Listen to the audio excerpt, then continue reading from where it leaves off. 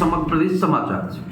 आखिर जिस संविधान और जिस न्याय व्यवस्था की पूरा देश दुहाई देता है, उसी न्याय व्यवस्था के अंतर्गत कुछ बातें ऐसी हो रही हैं कि निश्चित ही इसे न्याय कहा जाए या अन्याय, ये आम जनता के ऊपर है। हम आपको एक आज ऐसी बात बताने वाले हैं जिस पे आप सोच कर दंग रह जाएंगे, और दंग तो तब रह जाएंगे कि आज हुई प्रयागराज में बाबूराज कांड। योगी जी चाहे भले ही जितना न्याय संगत की बात करते हो, पर आज भी न्यायालय पर सवाल उठते हैं। पहले हम आपको वो कहानी बता दें, फिर पूरी बात बताते हैं। बात करते हैं 101 उम्र 103 वर्ष। कितनी उम्र? 103 वर्ष का व्यक्ति आज जेल से बाइज्जत बरी हुआ। अब आपको हम बताना ये चाहते हैं कि लखन पिता मंगली उत्तर प्रदेश के कौशाम्बी के रहने वाले हैं। एक हत्या के जुर्म में 1970 में उन्हें पुलिस ने पकड़कर जेल में डाल दिया। पुलिस ने पकड़कर जेल में डाल दिया, उन पर कार्रवाई शुरू हो गई और 1982 में निचली अदालत ने उन्हें दोषी करार देते हुए उम्र कैद की सजा दे दी। पर लखन को यह यकीन था कि मैं निर्दोष हूं, मैंने अपराध नहीं किया, इसलिए उसने इलाहाबाद हाई कोर्ट में याचिका दायर की। इलाहाबाद हाई कोर्ट में याचिका दायर करने के बाद केस चलता रहा। अब आपको पहले ये बात बता दें कि अगर आपको हमारे देश में अभी ये बात है कि जब कहीं उसकी सुनवाई नहीं होती पुलिस में या कहीं राजस्व में, तब वो एक बात अक्सर कहता आदमी कि चलिए अब न्यायालय में ही आपका निर्णय होगा और दूध का दूध और पानी का पानी होगा। तो कैसे होगा दूध का दूध और पानी का पानी? हमारे देश की न्याय व्यवस्था ऐसी है कि जिसके बारे में मैं कुछ कहना नहीं चाहता, पूरी कहानी आपको बताना चाहता हूँ। आखिर ये न्यायालय न्याय कर रहे हैं या अन्याय, इस बात को पूरी जनता को जरूर समझना पड़ेगा। इसलिए समझना पड़ेगा कि हर व्यक्ति को न्यायालय पर विश्वास है और न्यायालय ऐसा कर रहा है कि जैसे ऐसा लगता है कि न्याय पर ही कुठाराघात न्यायालय के द्वारा किया जा रहा है। ऐसे विगत दिनों में भी एक जज के यहां से जले हुए नोट मिले थे, पर उस पर कोई कार्रवाई नहीं हुई, न उस पर मुकदमा कायम हो। क्या अगर कोई अच्छे पद पर विराजमान है तो उसके लिए कानून व्यवस्था खत्म हो जाती है? अगर ऐसा हो जाता है तो फिर कैसा कानून और कैसा संविधान, और किस संविधान की दुहाई देती हैं सरकारें, और किस देशभक्ति की बात करती हैं, जब जिस देश के अंदर रहने वाले लोग त्राही त्राही मची हुई है, लोगों के जीवन को नरक बनाया जा रहा है, वहां पे किस बात की बात और किस बात की योगी जी कहते हैं कि मैं निष्पक्ष काम करता हूं।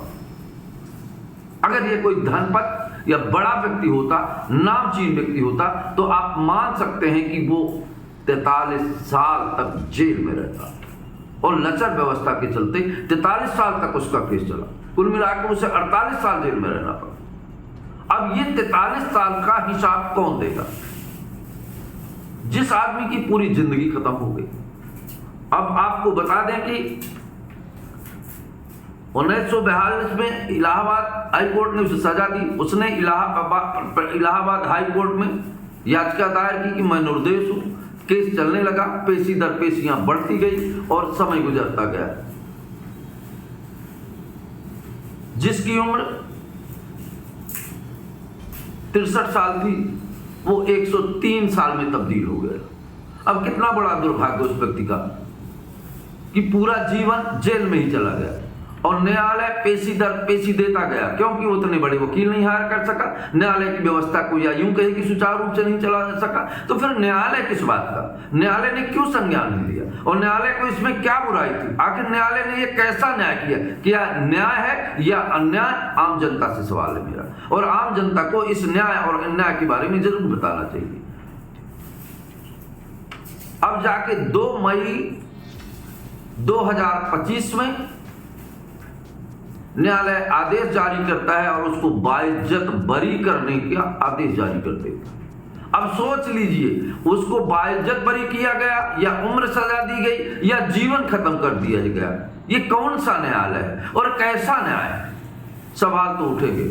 पूछता है समग्र प्रदेश, पूरे देश की जनता से कि आखिर 43 साल बाद जब उसे बाइज्जत बरी किया तो उन 43 सालों का हिसाब कौन न्यायालय देगा।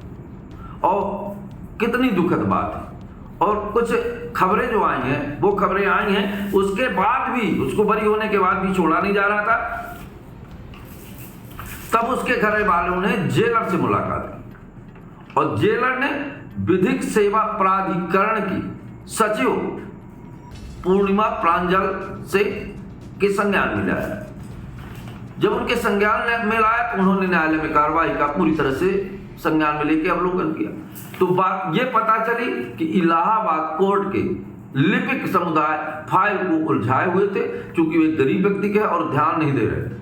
जब जेलर ने इस पे अपना पूरा दायित्व और पूरी ताकत लगाई, तब जाके कहीं वो आदेश की कॉपी जेल पहुंची और उस आदमी को जेल से बाहर निकाला गया। तो आप समझने की बात यह है कि जिस न्याय की दुहाई पूरा हिंदुस्तान देता है, तो मैं पूछता है समग्र प्रदेश, सारे हिंदुस्तान से और उस न्यायालय की व्यवस्था से, उस नेता से जो स्वयं को न्यायप्रिय कहने का दावा करते हैं। लखन पिता मंगलिया के साथ क्या ये न्याय हुआ है या अन्याय हुआ है? अगर वो अपराधी था तो फिर उसको बाइज्जत बरी क्यों?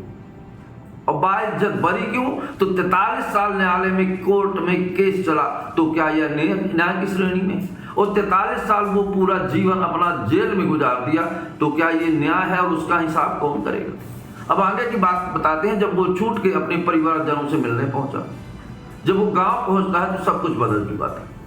43 साल बाद गांव की पूरी हालात बदल चुके थे। जो उसके दिमाग में था कि मेरा गांव ऐसा है, वो बदल चुका था। उसके साथ के संगी साथी उसको छोड़ के जा चुके थे। मुश्किल से एकाध लोग थे जिन्हें वो पहचानता था। उसके परिवार के लोग भी छूट के अपने परिवारजनों से मिलने पहुंचा। जब वो गांव पहुंचता है तो सब कुछ बदल चुका था। 43 साल बाद गांव की पूरी हालात बदल चुके थे। जो उसके दिमाग में था कि मेरा गांव ऐसा है, वो बदल चुका था। उसके साथ के संगी साथी उसको छोड़ के जा चुके थे। मुश्किल से एकाध लोग थे जिन्हें वो पहचानता था। उसके परिवार के लोग भी उसे नहीं पहचान पा रहे, पर सब लोगों ने पहचाना। उनके परिवार के लोगों में आंखों में आंसू भर आए। तो आखिर कुछ ना कुछ सुधार तो अब सरकारों को, न्यायालय को इस बात को देना चाहिए कि दूसरी घटना लखन पिता मंगली जैसी उत्तर प्रदेश के कौशाम्बी के रहने वाले अगर फिर से और न्यायालय में अगर अभी इसी तरह के मुकदमे हैं, ये पूरे देश का दुर्भाग्य है। न्याय व्यवस्था पर सवाल उठना लाजमी है। और संविधान में अगर कुछ गलतियां हैं, एक बात बता दें, हमारी न्यायालय व्यवस्था भी उसी जमाने की है जिस समय में भारत में अंग्रेजों का कब्जा था। कुछ व्यवस्थाएं उसी तरह से, इसीलिए उलझा के रखा जाता था। न्यायालय पर कोई सवाल नहीं कर सकता क्योंकि न्यायालय स्वतंत्र है। पर हम न्यायालय से सवाल नहीं करते, सवाल करते हैं आम जनता से कि लखन पिता मंगलिया के साथ न्याय हुआ है या अन्याय। पूछता है समग्र प्रदेश। हम आपकी बात और आपके विचार कमेंट बॉक्स में जानना चाहेंगे। दोस्तों नमस्कार।